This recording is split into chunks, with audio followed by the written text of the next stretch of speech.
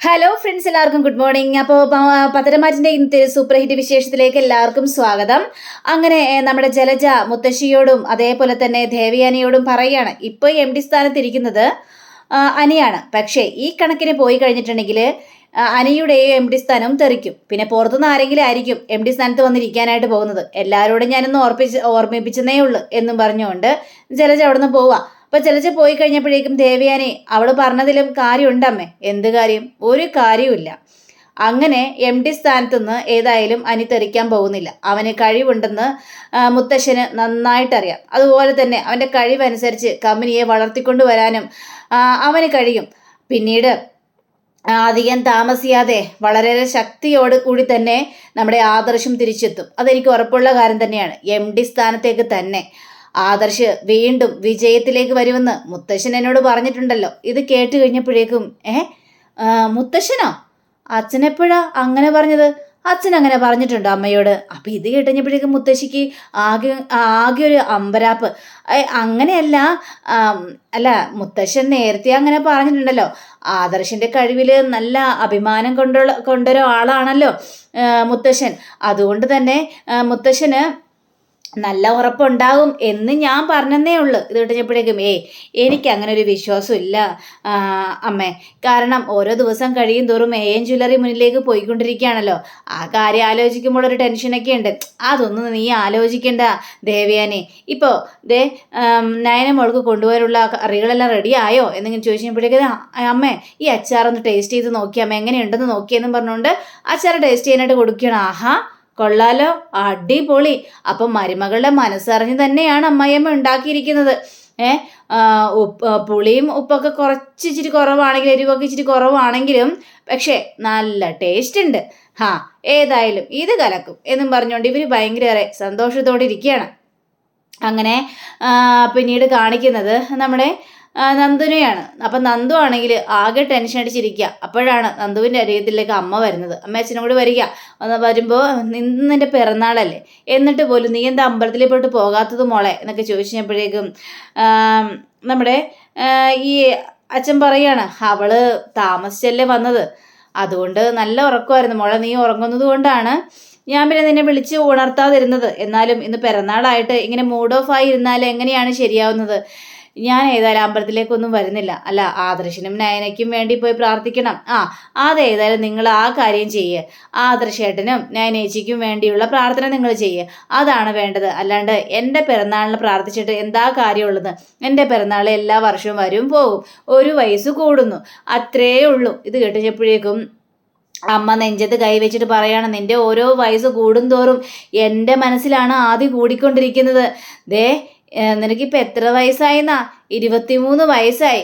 ഈ പ്രായത്തിലേ കുട്ടികളുടെ അമ്മയാകേണ്ട സമയം കഴിഞ്ഞു. ഇത് കഴിഞ്ഞപ്പോഴേക്കും ഏത് സമയവും കല്യാണം കുട്ടി എന്നൊക്കെ പറയാൻ മാത്രമേ നിങ്ങളുടെ വായ പൊങ്ങുള്ളൂ. നിങ്ങൾക്കിത് എന്താ പറ്റിയത്? ഇപ്പം കല്യാണമാണ് ഏറ്റവും വലിയ മുഖ്യം. കല്യാണം കഴിച്ചില്ലെന്ന് വിചാരിച്ച് എന്താണ് പ്രശ്നം സംഭവിക്കാനായിട്ട് പോകുന്നത് എന്നിങ്ങനെ ചോദിക്കുകയാണ്. ആഹാ, അത് കൊള്ളാം. കല്യാണം പിന്നെ വേണ്ടേ? എപ്പോഴും ഈ പോലീസും വഴക്കും വക്കാണോ ആയിട്ട് നടന്നാൽ മതിയോ? ഒരു കുടുംബജീവിതം ഒക്കെ വേണ്ടേ എന്നൊക്കെ ചോദിച്ചപ്പോഴേക്കും എനിക്കൊരു കുടുംബജീവിതവും വേണ്ട. ഈ ഒരു രീതിയിൽ മുന്നോട്ട് പോകാനാണ് എനിക്കിഷ്ടം. ഇനി അഥവാ വേണമെങ്കിൽ കഴിയട്ടെ, സമയമുണ്ടല്ലോ എന്നൊക്കെ ഇങ്ങനെ പറയാണ്. ഇവരോടൊന്നും പറഞ്ഞിട്ട് ഒരു കാര്യമില്ല മോളെ. നീ ഓഫീസിലേക്ക് പോകുന്നതിന് മുമ്പ് തന്നെ ഒന്ന് അമ്പലത്തിൽ പോയിട്ട് പോകണം കേട്ടോ. എന്നിട്ട് അവൾ ഓഫീസിൽ പോകുമ്പോഴോ നടയടച്ച അമ്പലത്തിന് മുന്നിൽ നിന്ന് പ്രാർത്ഥിക്കാനാണ് നല്ലത്. നീ പോകാതിരിക്കുന്നതാ. വേണമെങ്കിൽ ഇപ്പം ഞങ്ങളുടെ കൂടെ വാ എന്ന് പറഞ്ഞപ്പോഴേക്കും എനിക്കിപ്പോൾ വരാനുള്ളൊരു മൂടൊന്നുമില്ല. നിങ്ങൾ ഏതായാലും പോയി പൂജയും വഴിപാടുകളെല്ലാം കഴിക്കുക. എനിക്ക് വരേണ്ട ആവശ്യമൊന്നുമില്ല. ഇതിൽ കേക്കെങ്കിലും മുറിക്കണ്ടേ എന്ന് ചോദിച്ചപ്പോഴേക്കും എന്തിനാ കേക്കൊക്കെ മുറിക്കുന്നത്? നയനേച്ചി വിളിച്ചു കഴിഞ്ഞപ്പോഴേക്കും നയനേച്ചിനോട് പറഞ്ഞതാ ഞാൻ കേക്കും കൊണ്ട് വരാമെന്ന്. ഞാനാ പറഞ്ഞത് വേണ്ട ചേച്ചി, കേക്കൊന്നും കൊണ്ടുവരണ്ട, ഇപ്പം ആഘോഷിക്കാൻ പറ്റിയൊരു സാഹചര്യമല്ലല്ലോ, അതുകൊണ്ട് നമുക്ക് ഈ പ്രാവശ്യം ആഘോഷിക്കണ്ട എന്ന് ഞാനാണ് ചേച്ചിയോട് പറഞ്ഞതെന്ന് പറയാം. അത് പറഞ്ഞ ശരി തന്നെയാ. ആഘോഷിക്കേണ്ട ആവശ്യമൊന്നുമില്ല. ഇങ്ങനൊരു അവസ്ഥയിലിരിക്കുമ്പോൾ നമ്മൾ ബർത്ത്ഡേ ഒക്കെ ആഘോഷിക്കുന്നത് അത് വല്ലാത്ത തെറ്റ് തന്നെയാണ്. അതുകൊണ്ട് ആഘോഷിക്കേണ്ട കാര്യമൊന്നുമില്ല എന്നൊക്കെ പറയാം. എങ്കിൽ പിന്നെ നിങ്ങൾ പോകാൻ നോക്ക് എന്ന് പറഞ്ഞ് ഇവരെ പറഞ്ഞയക്കുക. നന്ദൂരാണെങ്കിൽ അരി വിളിക്കാത്തത് കൊണ്ട് വല്ലാത്ത സങ്കടവും വരികയാണ്. അങ്ങനെ നമ്മുടെ ഈ അനിയുടെ റൂം കാണിക്കുക. അപ്പോൾ അനിയുടെ റൂമിൽ അനിയുടെ ഫോൺ ഇങ്ങനെ റിങ് ചെയ്ത ആ സമയത്താണ് അനിയുടെ അമ്മ വരുന്നത്. കണ്ടോ അവൻ എന്ത് കൂർക്കം വലിച്ച് കിടന്ന് ഉറങ്ങുന്നത് കണ്ടില്ലേ? ഒരു ഇതിൻ്റെ കമ്പനിയുടെ MD ആണ്, എന്നിട്ട് പോലും അവനൊന്നും ആലോചിക്കാതെ കൂർക്കം വലിച്ചുറങ്ങുന്നു, ഫോൺ അടിക്കുന്നു. പക്ഷെ ഇതാരാണ് വിളിക്കുന്നത് എന്നൊക്കെ ചിന്തിച്ച് നോക്കിക്കഴിഞ്ഞപ്പോഴേക്കും അതിലെഴുതിയേക്കണ അനന്തു എന്നാണ്. അപ്പം നന്ദു എന്നുള്ളൊരു പേര് അനന്തു എന്നാക്കി അതിലിട്ടിരിക്കുക. അപ്പം ഇതാരായിരിക്കും ഈ അനന്തു? അങ്ങനെ ഫോൺ അവിടെ റിങ്ങായി കട്ടായി പോവാണ്. അപ്പോഴേക്കും നന്ദുവിനാകെ ടെൻഷൻ, ഇവനെന്താ ഫോൺ എടുക്കാത്തതെന്നൊക്കെ ആലോചിച്ചിട്ട് വല്ലാത്ത ടെൻഷനാണ്.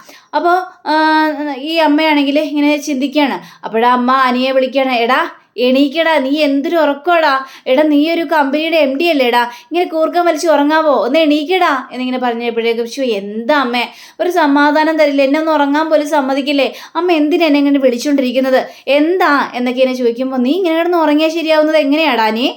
എടാ നീ ഒരു കമ്പനിയുടെ MD ആണ്, അപ്പോൾ നീ ഇങ്ങനെ കിടന്ന് ഉറങ്ങാതെ എടോ ഓഫീസിലേക്ക് പോകാൻ നോക്കടാ, അവിടെ കുറേ കൂട്ടം കാര്യങ്ങളൊക്കെ ഉണ്ടാവില്ല നിനക്ക് ചെയ്തു തീർക്കാനായിട്ട്.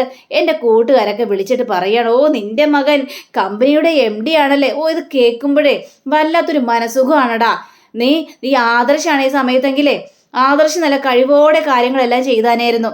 നീ എന്താ കിടന്ന് ഉറങ്ങുന്നത്? അതുകൊണ്ടാണ് ഞാൻ പറഞ്ഞത് അമ്മേ, ആദർശേട്ടനല്ല ഞാനെന്ന്. ആദർശേട്ടനെ പോലെ എനിക്ക് ഈ കാര്യങ്ങളൊന്നും കൈകാര്യം ചെയ്യാനായിട്ട് കഴിയില്ല. അതുകൊണ്ട് MD സ്ഥാനമൊന്നും എനിക്ക് വർക്കൗട്ട് ആവില്ല. നീ അങ്ങനെയൊന്നും പറയില്ല കേട്ടോ. കിട്ടിയ അവസരം മുതലാക്കാതെ തട്ടിത്തെറിപ്പിക്കാനാണോ നീ നോക്കുന്നത്? അങ്ങനെയല്ലേ ഒരു സംസാരിച്ചുകൊണ്ടിരിക്കുമ്പോൾ വീണ്ടും നന്ദുവിൻ്റെ കോള് വരികയാണ്. കുറേ നേരമായി നിന്നെ ഒരാൾ വിളിക്കുന്നു. ആരാടാ ഈ അനന്തു? അനന്തുവിൻ്റെ കോളാണല്ലോ വന്നിരിക്കുന്നത്. അപ്പോൾ ഇത് കേട്ടുകഴിഞ്ഞപ്പോഴേക്കും അനിയൊന്ന് പേടിച്ചു പോവുക. അത് പിന്നെ അതൊരു കല്യാണ വർക്കാ. ഇത് കേട്ടുകഴിഞ്ഞപ്പോഴേക്കും എടാ കല്യാണ വർക്കുള്ള ആൾക്കാർ വിളിച്ചിട്ടാണോ എടാ നീ ഇങ്ങനെ ഫോൺ എടുക്കാതിരിക്കുന്നത്? എടാ ഇത് തട്ടിക്കളയാൻ നോക്കുകയാണോ? അവരെ വിളിച്ചിട്ട് എന്താണ് ഡീലൊക്കെ എന്നൊക്കെ ഉറപ്പിക്കണ്ടേ? നീ അല്ലാതെ ഇങ്ങനെ കിടന്ന് കൂർക്കം വലിച്ച് ഉറങ്ങിയാലേ എങ്ങനെയാടാ ശരിയാവുന്നത് എന്നൊക്കെ ചോദിക്കുകയാണ്. നമുക്കിപ്പോൾ എന്താ വേണ്ടത്? നമ്മൊന്ന് പോകാൻ നോക്കിയടാ. ഈ നന്ദുവെല്ലാം ആണോ ഈ അനന്തു? നീ പേര് മാറ്റിയിട്ടിരിക്കുകയാണോ? കൊള്ളാം. അമ്മക്ക് ഈ സംശയം ഭയങ്കര സംശയം തന്നെയാണ് കേട്ടോ. ഞാൻ എന്തിനാണ് നന്ദുവിനെ വിളിക്കുന്നത്? അല്ലെങ്കിലും നന്ദു എന്നെ വിളിക്കാറില്ല, ഞാൻ അവളെയും വിളിക്കാറില്ല. ഞാൻ പിന്നെ അവളുടെ പിന്നാലെ നടക്കേണ്ട കാര്യമല്ലോ ഉണ്ടോ? അല്ല, അനിയും അതേപോലെ തന്നെ അനിയുടെ അഭിയും അഭിയുടെ അമ്മയൊക്കെ എന്നോട് പറഞ്ഞായിരുന്നു നീ നന്ദുവിനോട് നല്ല കമ്പനി ഉണ്ടെന്ന്. കൊള്ളാം. സത്യങ്ങൾ പറയുന്ന നാവാണല്ലോ അവരുടേത്. അപ്പം അവർ പറയുന്ന കാര്യങ്ങളൊക്കെ അങ്ങോട്ട് വിശ്വസിക്കണം, അതാണ് വേണ്ടത്. അല്ല, ഞാനങ്ങനെ പറഞ്ഞതേ ഉള്ളൂ. അമ്മ ഒരു സംശയിക്കേണ്ട ആവശ്യമില്ല, അമ്മ പോകാൻ നോക്ക് എന്ന് പറഞ്ഞുകൊണ്ട് പറഞ്ഞേക്കാം. എനിക്കാണെങ്കിൽ നന്ദുവിൻ്റെ കോൾ എടുക്കാനും തോന്നുന്നില്ല. അപ്പോൾ നന്ദുവിനാണെങ്കിൽ ആകെ സങ്കടം തോന്നുക. പിന്നീട് നമ്മുടെ ഈ നവ്യ വരികയാണ്. അപ്പോൾ നവ്യ അവരുടെ അടുത്തേക്ക് ഓടി ചെന്നിട്ട് പറയാ, എടാ ഇന്നലെ അനി എത്തിയതേ 1 മണി കഴിഞ്ഞു. ഞാൻ പറഞ്ഞില്ല ഞാൻ അപ്പം തന്നെ നിന്നോട് പറഞ്ഞതാണ് നീ നന്ദുവിൻ്റെ വീട്ടിലേക്കൊന്ന് വിളിക്കാൻ, എന്നിട്ട് അവൾ അവിടെ ഉണ്ടോ എന്ന് ചോദിക്കാനായിട്ട്. അവളും 1 മണിക്കാണ് അവിടെ എത്തിയതെങ്കിൽ ഉറപ്പാണ് അനിയും നന്ദുവും കൂടി ബർത്ത്ഡേ ആഘോഷത്തിന് പോയിട്ടുണ്ട്. അത് ഉറപ്പുള്ള കാര്യം തന്നെയാണ്. അവർ ബർത്ത്ഡേ ആഘോഷത്തിന് പോയി ഏതെങ്കിലും ഹോട്ടൽ മുറി എടുത്തിട്ടുണ്ടാവും.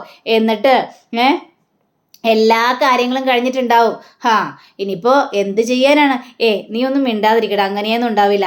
കാരണം ഈ അനിയുടെ ഇപ്പോഴത്തെ ഒരു സിറ്റുവേഷൻ അനുസരിച്ച് നന്ദുവിനെ കൊണ്ട് കല്യാണം കഴിപ്പിക്കുമെന്ന് തോന്നുന്നുണ്ടോ? നമ്മളുടെ കല്യാണം എങ്ങനെയാണ് നടന്നത് നവ്യെ? ഒന്ന് ആലോചിച്ച് നോക്കിക്കണ്ടേ? ആരെങ്കിലും പറഞ്ഞിട്ടാണോ? ആരൊരു ഈച്ച പോലും അറിഞ്ഞില്ല. എന്നിട്ട് നമ്മളുടെ കല്യാണം കഴിഞ്ഞില്ലേ? ലാസ്റ്റ് എല്ലാം അവസാനിക്കുന്ന ആ നിമിഷത്തിലല്ലേ നീ എൻട്രി ചെയ്തത്? ആണോ? അങ്ങനെയല്ലേ സംഭവിച്ചത്? അതേപോലെ തന്നെ നന്ദുവിൻ്റെയും ഇവൻ്റെയും കാര്യത്തിൽ ഇങ്ങനെയൊക്കെ സംഭവിക്കൂലെന്ന് ആര് കണ്ടു? ഇനിയിപ്പം ഞാൻ പറയുന്നത് പോലെ വരുള്ളൂ, സൂക്ഷിച്ചാൽ ദുഃഖിക്കേണ്ട എന്നും പറഞ്ഞുകൊണ്ട് അഭി ഒന്ന് കൊളുത്തി കൊടുത്തിട്ട് അവിടെ നിന്ന് പോവുകയാണ്. അപ്പോൾ നവ്യയ്ക്ക് ഇത് കേട്ട് കഴിഞ്ഞപ്പോഴേക്കും ഭയങ്കര ഇങ്ങനെ ടെൻഷൻ കൂടി വരികയാണ്. എന്നാലും ഇങ്ങനെയൊക്കെ സംഭവിച്ചിട്ടുണ്ടാവോ എന്നുള്ളൊരു പേടി നമ്മുടെ നവ്യയുടെ മനസ്സിൽ ഭയങ്കരമായിട്ട് ഇങ്ങനെ കടന്നു കൂടുകയാണ്. അങ്ങനെ പിന്നീട് കാണിക്കുന്നത് നമ്മുടെ ദേവയാനി നയനയ്ക്ക് കൊടുക്കാനുള്ള കുറേ ഇതായിട്ട് ദേവയാനിയും ആ കൊച്ചും കൂടി നേരെ അവരുടെ അടുത്തേക്ക് ചെല്ലുകയാണ്. അപ്പോൾ അവരുടെ അടുത്തേക്ക് ചെന്ന് കഴിഞ്ഞപ്പോഴേ നയന വന്ന് കഥ തുറക്കുകയും ചെയ്യാണ്. ഇവരെ കണ്ടുകഴിഞ്ഞപ്പോഴേക്കും ഭയങ്കര ഒരു സന്തോഷം. ആഹാ, ഇത് ആരാ വന്നിരിക്കുന്നത്? നിങ്ങൾ രണ്ടുപേരാണ്. അയ്യോടാ, എൻ്റെ പൊന്നുമോള് വന്നോ എന്നും പറഞ്ഞുകൊണ്ട് ഒരു ഉമ്മയൊക്കെ കൊടുക്കുകയാണ് കുഞ്ഞിന്. അപ്പോൾ എന്താ അമ്മേ പെട്ടെന്ന് വന്നത് എന്ന് ചോദിച്ചു കഴിഞ്ഞപ്പോഴേക്കും എന്താ എനിക്ക് ഇങ്ങോട്ട് വരാനായിട്ട് പാടില്ലേ? ആഹാ, എന്നെ ഇവിടെ താമസിക്കാൻ പോലും സമ്മതിക്കില്ല. അപ്പോൾ എന്നെ വരാനും അനുവദിക്കില്ലേ എന്നൊക്കെ ചോദിക്കുകയാണ്. അയ്യോ അമ്മ, അങ്ങനെയൊന്നും അല്ല അമ്മ പറഞ്ഞത്. അമ്മ പെട്ടെന്ന് വന്നത് കൊണ്ട് ചോദിച്ചാണ്. അപ്പോൾ ആദർശം അങ്ങോട്ട് വരികയാണ്. ആഹാ, നിങ്ങൾ വരുന്ന കാര്യം ഒന്ന് വിളിച്ചു പോലും പറഞ്ഞില്ലല്ലോ എന്നൊക്കെ ചോദിച്ചപ്പോഴേക്കും മോൾക്ക് വേണ്ടേ കുറച്ച് പലഹാരങ്ങൾ എല്ലാം ഉണ്ടാക്കിക്കൊണ്ട് വന്നിരിക്കുകയാണ്. എന്തിനാ അമ്മ ഇതെല്ലാം ഉണ്ടാക്കിക്കൊണ്ട് വന്നത്? അല്ലെങ്കിൽ അമ്മയ്ക്ക് ഇപ്പോൾ ബോഡിയൊന്നും ശരിയായിട്ടില്ല. അതിനു മുമ്പ് തന്നെ എന്തിനാ അമ്മ എന്നൊക്കെ ചോദിച്ചപ്പോഴേക്കും അതെ, ഇതൊക്കെ എൻ്റെ ഇഷ്ടമാണ് എന്നൊക്കെ ഇങ്ങനെ പറയാണ്. അതെ നിങ്ങളോടൊക്കെ സംസാരിക്കാനും ഇതൊക്കെ വേണ്ടി തന്നെയാണ് വന്നിരിക്കുന്നത്. അതെ, എന്തായി മോനെ കാര്യങ്ങളല്ല. അപ്പോൾ നമ്മുടെ ആദർശം ചോദിക്കണം, മുത്തശ്ശൻ എങ്ങനെയുണ്ട്? മുത്തശ്ശൻ അതേപോലെയൊക്കെ തന്നെയാണ്. പിടിവാശി കഴിഞ്ഞിട്ട് ഒരു സമയമില്ല.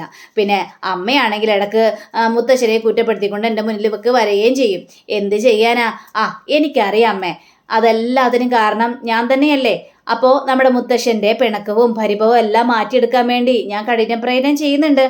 അധികം താമസിയാതെ തന്നെ എല്ലാം നേരെയാകുക തന്നെ ചെയ്യും. ഇത് കഴിഞ്ഞപ്പോഴേക്കും മോനെ, വിഷുവിനെങ്കിലും നമ്മുടെ കമ്പനി ഉയർത്തിക്കൊണ്ട് വന്നെ AN ജ്വല്ലറിയുടെ താഴെ പോകാതിരുന്നാൽ മതി. അത് നടക്കൂലമ്മേ. എന്താടാ, എന്താ നീ അങ്ങനെ പറഞ്ഞത്? അതല്ല, വിഷുവിനും AN ജ്വല്ലറി തന്നെയായിരിക്കും മുന്നിൽ. പക്ഷേ വിഷു കഴിഞ്ഞിട്ടായിരിക്കും ഇനി AN ജ്വല്ലറി നേരെ താഴേക്ക് പോകാനായിട്ട് പോകുന്നതമ്മേ. അതുവരെ കാത്തിരുന്നേ മതിയാവുള്ളൂ. ഇതിൽ പിന്നിൽ കളിച്ചത് ആരൊക്കെയാണെന്ന് കണ്ടെത്താനുള്ള സമയം ഞങ്ങൾക്ക് തരണോ അമ്മ എന്നൊക്കെ ഇങ്ങനെ പറയാണ്. ഏതായാലും എന്ത് വേണമെങ്കിലും നീ ചെയ്തോ, എനിക്കതിനെക്കുറിച്ച് പ്രശ്നമില്ല. പക്ഷേ നയനമോളെ, നീ നിൻ്റെ ആരോഗ്യം ശ്രദ്ധിക്കണം കേട്ടോ. അമ്മ എൻ്റെ ആരോഗ്യം ഞാൻ ശ്രദ്ധിക്കുന്നുണ്ടമ്മേ. പിന്നെ ഇടയ്ക്കിടയ്ക്ക് ആദർശേട്ടൻ്റെ ഒപ്പം പുറത്തു പോകുന്നു മാത്രമേ ഉള്ളൂ. അത് തന്നെയാണ് ഞാൻ പറഞ്ഞത്. ആ ഒരു പുറത്തു പോകലും ഇനി കൂടുതൽ വേണ്ട എന്ന് മനസ്സിലായോ? എൻ്റെ പൊന്നമ്മ മനസ്സിലായി. അമ്മ ഇങ്ങോട്ട് വന്നേ എന്നും പറഞ്ഞുകൊണ്ട് അമ്മയെ വിളിച്ചുകൊണ്ട് പോവുക. അപ്പോൾ ആദർശ് കുഞ്ഞിനെ എടുത്തിട്ട് എൻ്റെ കുഞ്ഞു വന്നല്ലോ, ഒരു ഉമ്മയൊക്കെ കൊടുക്കുക. ഉമ്മയെ കൊടുത്തു കഴിഞ്ഞപ്പോഴേക്കും മോൾ അവിടെ ആരെങ്കിലും വഴക്ക് പറയാറുണ്ടോ? ഇല്ല. ആരെങ്കിലും വഴക്ക് പറയാറുണ്ടോ? പറ. വല്യമ്മ വഴക്ക് പറയണ്ട. വല്യമ്മയെ വിട്. പക്ഷേ അവിടെ ഇളയച്ചനും ഇളയച്ചൻ്റെ അമ്മയൊക്കെ വഴക്ക് പറയാറുണ്ടോ? വഴക്ക് പറയാറുണ്ട് എന്ന് പറയാം. ആരെങ്കിലും വഴക്ക് പറഞ്ഞിട്ടുണ്ടെങ്കിലേ അച്ഛനോടും അമ്മയോടും അത് തുറന്നു പറയണോട്ടോ. മനസ്സിൽ വെച്ചോണ്ടിരിക്കരുത് കേട്ടോ. അവർക്കിട്ടുള്ള പണി ഈ അച്ഛൻ കൊടുത്തോളാം എന്ന് പറഞ്ഞു കഴിഞ്ഞപ്പോഴേക്കും കൊച്ചിന് ഭയങ്കര ഒരു സന്തോഷം തോന്നിക്കുക. ആദർശിനെ കെട്ടിപ്പിടിച്ചൊരു ഉമ്മയും കൊടുക്കുകയാണ്. പിന്നീട് കാണിക്കുന്നത് നമ്മുടെ മുത്തശ്ശനെയാണ്. അപ്പോൾ മുത്തശ്ശൻ്റെ അടുത്ത് മുത്തശ്ശി ചെന്നിട്ട് പറയുകയാണ്, നയന മോൾക്ക് വേണ്ടിയുള്ള എല്ലാ പലഹാരങ്ങളും ഉണ്ടാക്കി കൊടുത്തു വിട്ടിട്ടുണ്ട്. ഭയങ്കര സന്തോഷമാണ് എന്നൊക്കെ കഴിഞ്ഞപ്പോഴേക്കും കൊള്ളാലോ. അതെ, കുറേ കാര്യങ്ങളൊക്കെ ഉണ്ടാക്കണമെന്നൊക്കെ ആഗ്രഹമുണ്ട്. പക്ഷേ എനിക്കന്ന് ഉണ്ടാക്കി തന്ന പോലെ തന്നെ. അപ്പോൾ നമ്മുടെ മുത്തശ്ശനാണെങ്കിൽ അതേ നയനമോൾക്ക് പലഹാരങ്ങളെല്ലാം ഉണ്ടാക്കി കൊടുക്കും, കറികളെല്ലാം ഉണ്ടാക്കി കൊടുക്കുമ്പോഴേ ഉപ്പും പുളിയും എരിവും അധികം ചേരാൻ പാടില്ല. അതൊക്കെ എനിക്കറിയാം. ഒന്നിൽ കൂടുതൽ പ്രസവിച്ച ഒരു സ്ത്രീയല്ലേ.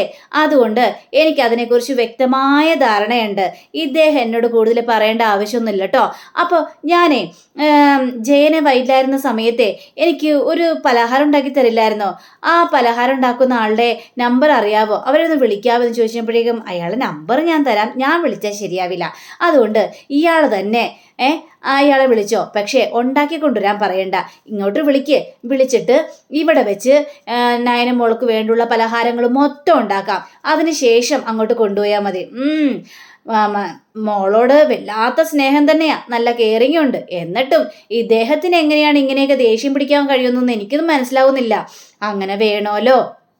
നമ്മുടെ നല്ല മാതാപിതാക്കൾ എന്താ ചെയ്യണേന്നറിയാവോ? മക്കൾ നല്ലതാകാൻ വേണ്ടി അവർക്ക് നല്ല ഫ്രീഡം ഒക്കെ കൊടുക്കും. പക്ഷേ അതിനിടയിൽ അവർക്ക് ഒരു വാണിങ്ങും കൊടുക്കും. അവർ നേർവഴിക്ക് നടക്കാൻ വേണ്ടി.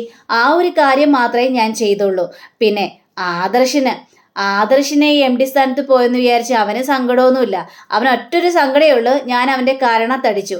ആ ഒരു സങ്കടം മാത്രമേ അവൻ്റെ മനസ്സിലുള്ളൂ, അല്ലാതെ വേറൊരു സങ്കടവും ഇല്ല. പക്ഷേ ആ ഒരടി അവനെ ശരിക്കും ഉയർത്തി പിടിച്ചിട്ടുണ്ട്.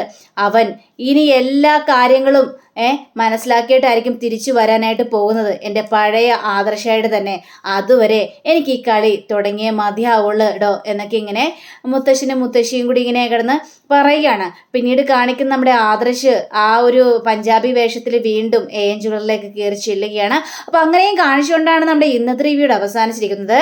അടുത്ത റിവ്യൂവിനെ കാത്തിരിക്കുക, സബ്സ്ക്രൈബ് ചെയ്യുക. എല്ലാവർക്കും നല്ലൊരു ദിനം ആശംസിച്ചുകൊണ്ട് തന്നെ നമസ്കാരം. Thank you. ബൈ.